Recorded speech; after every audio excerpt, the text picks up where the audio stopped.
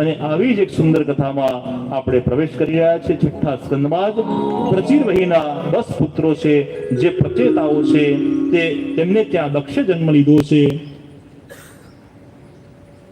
દક્ષ રાજાએ તપસ્યા યજ્ઞ નારાયણ માં જે સ્વાહા શબ્દ બોલીએ છીએ, અગ્નિ નારાયણ ભગવાનની પત્નીનું નામ છે. પિતૃઓને કંઈ પહોંચતું કરવું હોય ત્યારે સ્વધા શબ્દ બોલાય છે, અને યજ્ઞ દ્વારા કોઈ દેવતાને પહોંચતું કરવું હોય ત્યારે સ્વાહા બોલાય છે. એટલે યજ્ઞમાં જ્યારે બ્રાહ્મણો યજ્ઞ કરતા હોય, વિષ્ણવે સ્વાહા, સ્વા બોલો એટલે અગ્નિ મુખ ખુલે, અને હા કહો એટલે મુખ બંધ કરે.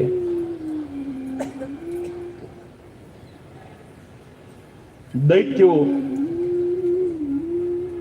દેવ અને દૈત્ય વચ્ચે યુદ્ધ ચાલે છે. એકવાર ઇન્દ્ર રાજા સભા ભરીને બેઠા હતા, તે દેવગુરુ બૃહસ્પતિ આવ્યા, પોતાના ગુરુ આવ્યા, પણ ઇન્દ્ર રાજા ઊભા થઈને ગુરુને સન્માન આપતા નથી. ગુરુ કો બાત લગ ગઈ કે પદ મળ્યું, સત્તા મળી એટલે આટલા અભિમાની થયા કે ગુરુની મર્યાદા પણ નથી જાળવતા. આવા શિષ્યના મારે ગુરુ નથી થવું, અને ગુરુએ ગુરુપદ છોડી દીધું. ગુરુએ ગુરુપદ છોડી દીધું. આ વાત દૈત્યોએ જાણી, દૈત્યોના ગુરુ શુક્રાચાર્યજીએ જાણી.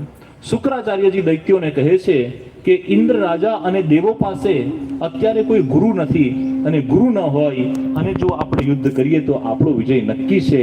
શુક્રાચાર્યની વાત દાનવોએ માની છે અને દેવો સાથે યુદ્ધ કર્યું છે. દાનવો જીતી ગયા છે અને દેવો હારી ગયા છે, કારણ કે દેવોની પાસે ગુરુબળ નહોતું. ઇન્દ્ર રાજા બ્રહ્માજી પાસે ગયા.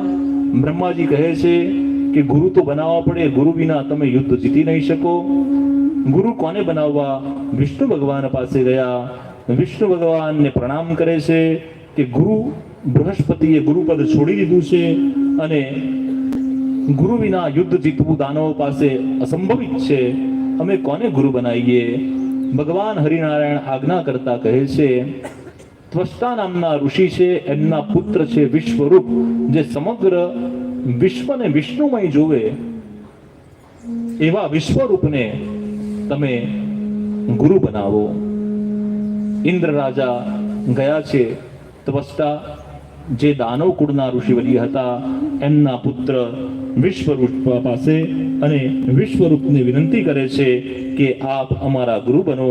અને ઇન્દ્ર રાજા જ્યારે વિશ્વરૂપ ની ગુરુપદ તરીકે વર્ણી કરે છે, વિશ્વરૂપ ઇન્દ્ર રાજા માટે એક નારાયણ કવચ તૈયાર કરે છે. આ નારાયણ કવચનો બહુ મહિમા છે. નારાયણ કવચનો પાઠ કરવામાં આવે, શરીર નિરોગી રહે છે. અસાધ્ય બીમારીમાંથી પણ આપણને રક્ષણ અને કંઈક માર્ગ મળે છે. આમ નારાયણ કવચ વિશ્વરૂપ ઇન્દ્ર રાજાને આપે છે.